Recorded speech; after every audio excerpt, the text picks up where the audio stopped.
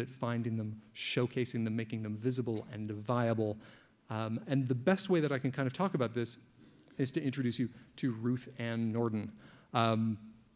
Ruth Ann Norden, up until recently, sat in the coveted top 5 spot in Kobo's bestseller list for her book, An Inconvenient Marriage. It was priced at 79 cents. Number 5, and you have to move a fair number of books to sit in that spot. So what is she doing right? Ruth Ann Norden is interesting. She is not, she does not have a huge, kind of traditional social media profile. She's not big on Facebook. She's not big on Twitter. She's old school. She has a massive email newsletter base. She has a frequently updated website. She live blogs the things that she's writing in the books that she's writing them for. She lets people in on her process. She has a subject category that works very well for ebooks. She writes mostly in romance. She's picked a price point that allows anyone who has ever thought of risking even the slightest amount of money on ebook to try and pick her up. She's an example of a segment of the market that really didn't exist before ebooks. For us, we brought sort of self-published authors and micropresses on as an experiment, as a way of building up the catalog and getting to know self-published authors. That segment of the market is now roughly 5% of North American unit sales. So 5% of North American unit sales for us are coming from self-published, micro-published, micropress titles. And it is absolutely the Wild West. It is everything from Christian values romance to alien abduction stories to gay erotica written from the point of view of the couple's cat. These are authors who, for the diversity of their subject matter, have become incredibly skilled at building audiences, at driving them to retailers. And we do everything that we can to help. And at the same time, we kind of shake our heads in wonder that this is happening, that unsigned, unrepresented, almost entirely independent authors are now starting to grow significant share in the market. It's absolutely fascinating. And what it shows us is that to be a retailer in this space is to look past the top 50 publishers, the top 100 publishers, the top 1,000 publishers, and find those individual voices that you can bring up and surface and bring to light. And that, to us, is what it means to be a collector and a curator in this space.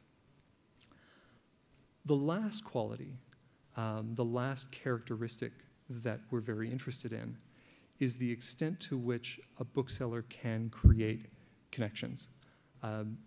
Ebooks are more than, the transformation of ebooks is not just about getting rid of physical fixtures. Online did that a long time ago.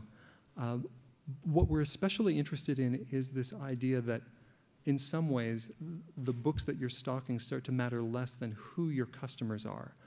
Are your customers interesting? What do they do when you put them together? We are doing a lot of work right now with BlackBerry and the BlackBerry Messenger service around social reading, and about that ability to create a level of very configurable and customizable transparency around your reading life. Can I see what my friends are reading? Can I ask them questions about the books that they're reading while they're reading them? Can I get recommendations drawn from the people that I know whose tastes I understand and connect with? And one of the things that we're trying to ask here is, how much better can a book be when it becomes a focus of conversation? And this is a fantastically delicate balance. Because on one hand, there is nothing more important to us than the immersive reading experience, the degree to which a book can take you away from yourself, can take you away from distractions, can take you away from communication, and bring you into a story or a narrative or an argument. And so we have that balanced on one side with the fact that we know that books do, in many ways, live within a social space and have conversations wrapped around them. So can I connect with what my friends are doing and reading and buying? Can I share my own reading experiences? Can I show people what I'm reading? Can I highlight an individual passage and let that be something that people can see about what I'm reading right now? Can we integrate the social as something that only shows up when you want it to? when you want to have a conversation that goes on, when you want to find out what the conversation is that goes on behind a particular paragraph, or about a particular character, or about the arc in a particular story. And at the same time, can you make it recede into the background when you just want to immerse yourself in reading? And this is what we're finding absolutely fascinating about the work that we're doing within social reading right now. And it's something that we'll start to see rolling out across Kobo e-reading platforms. We love the idea that you should be able to celebrate achievements in what you've read, that you should be able to share goals, that you should be able to share your thoughts about particular work. You can find people who share your interests, and that can enhance the overall experience of a book as it is being read or after it has been read.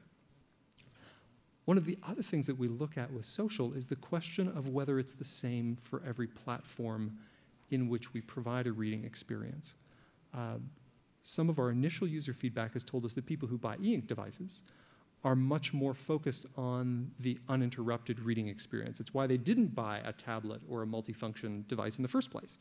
So one of the things that we sort of push and pull on is, do we keep social interaction to a minimum on e-ink while making it more available on iPads and iPhones and Playbooks and Android tablets? That's one of the things that we're going to kind of poke and test and prototype around as we continue to push in this space. But it's starting to become clear to us that a second wave retailer is really as good as the collection of customers it has gathered. It's not just about your ability to bring a collection of books together. It's how you collect the people who read them, what kind of tools you give them to connect and communicate with each other. And that, in the end, is what will distinguish you as a retailer who is a connector of readers. And so I'm kind of coming up on the end of my time. I want to have some time for questions. I guess the last thing that I want to say is this is now just the beginning of the next wave of ebook retail. We think that the best retailers coming out on the other side of this will be the ones who take most seriously the role of the bookseller, that this is not solely a technical challenge, that this is about what are the best ways to connect people with books. The best booksellers will continue to be passionate advocates for the needs of the reader. And as far as Kobo is concerned, this is all we do. All we think about is the act of connecting someone with their next great thing to read. It's not subject to our bricks and mortar sales or our appliance sales or our ad sales. We got into this because we love books and because we love reading.